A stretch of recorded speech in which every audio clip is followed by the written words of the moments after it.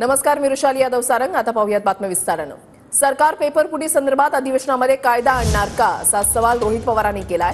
पेपरफुटी संदर्भातील कारवाईची माहिती द्या, अशी मागणी रोहित पवार यांनी केलेली आहे। पेपरफुटी संदर्भातला कायदा याच अधिवेशनामध्ये आणणार, असं फडणवीसांनी सांगितलेलं आहे।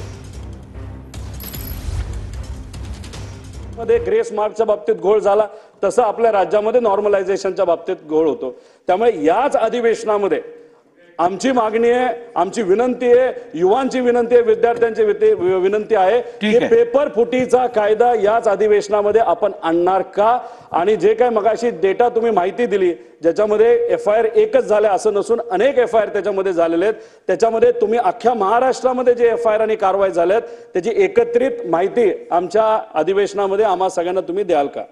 हा जो काही नरेटिव्ह तयार करण्याचा प्रयत्न चाललाय, पेपर फुट होते, हे चुकीचं आहे, हे योग्य नाही आहे, हे चुकीचं आहे। या ठिकाणी 1 लाख लोकांना जर नियुक्ती मिळत असेल, हा राज्यात